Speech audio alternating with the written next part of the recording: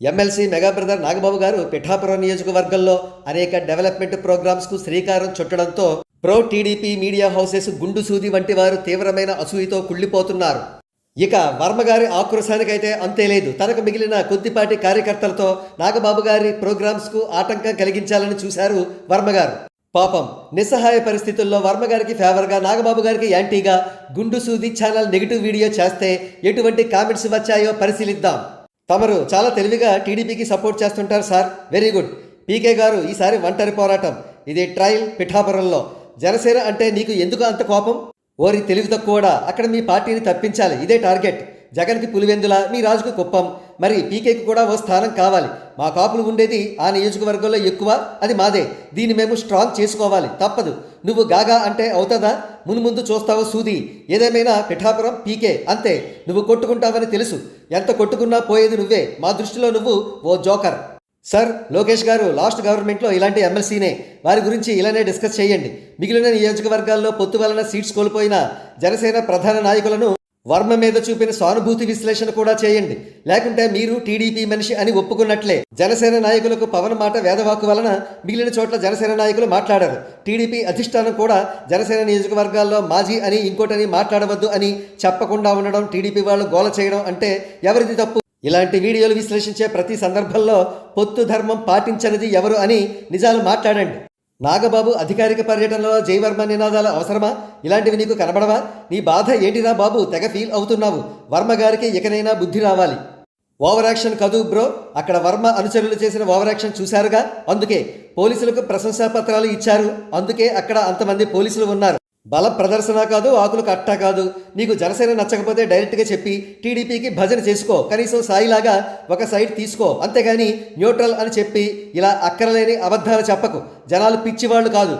ఇంకా నయ్యో, నీ పేరు అనలేదు. మీరు మీ మీడియా అనవసరంగా ఆ వర్మని ఎక్కువగా ఓవర్గా చేస్తున్నారు. ప్రతిసారి అక్కడ వర్మ గ్యాంగ్ రెచ్చగొడుతూనే ఉంది జనసేన వాళ్ళని. అది తెలుసుకుని వీడియో చేయండి. ముందు రెచ్చగొట్టేది వర్మ, అప్పుడు అడగలేదు నువ్వు కూడా సేమ్ క్యాప్షన్ టీడీపీ వాళ్ళని అడగాల్సింది.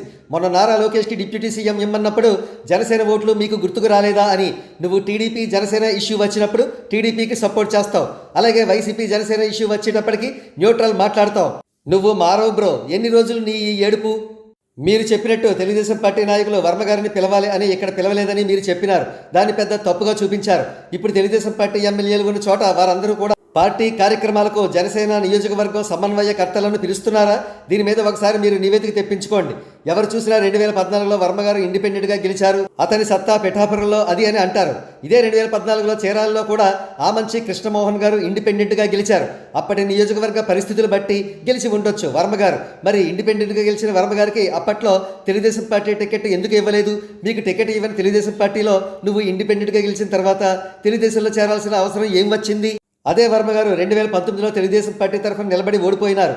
175 నియోజకవర్గాల్లో ఎక్కడ ఇవ్వని ప్రాముఖ్యత వర్మగారికి మాత్రం ఎందుకు ఇస్తున్నారు మీడియా వారు? అందులో కుట్ర కోణం ఉన్నదని అనుమానాలు.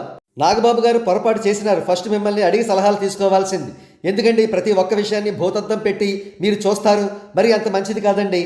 నాగబాబు గారు కూర్చున్నా, లేచినా, కొనుక్కున్నా, ఏం చేసినా మీరు ఒకే రకమైన వీడియోలు చేస్తున్నారు.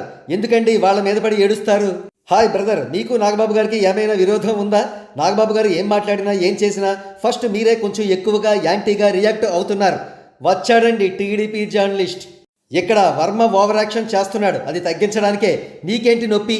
ఈ వీడియో చేసి నీ ఛానల్ దిగజార్చుకోకు. ముందు పిఠాపురం అప్పుడు ఎలా ఉంది, ఇప్పుడు ఎలా ఉంది అని తెలుసుకోండి. పవన్ కళ్యాణ్ గారు అంత డెవలప్మెంట్ చేస్తుంటే ఈ గోల జనాలకు అభివృద్ధి చేయకుండా తినేసేవాళ్ళు నచ్చుతారు. మీ మీడియాకి వర్మ ప్యాకేజీ ఎంత ఇచ్చారు? ఇదే చంద్రబాబు నాయుడు గారిని, లోకేష్ గారిని బండబూతులు తిట్టినప్పుడు నువ్వు ఏమైపోయావు? ఇది తప్పండి వర్మ గారు, ఇది కట్టం కాదండి, ఇలా పెట్టలతో నేను చెప్పలేకపోయావా? నువ్వు ఇదే పవన్ కళ్యాణ్ గారిని తిట్టినా చిన్నప్పుడు నువ్వు ఏమైపోయావు? వర్మకు గట్టిగానే సపోర్ట్ చేస్తున్నావు.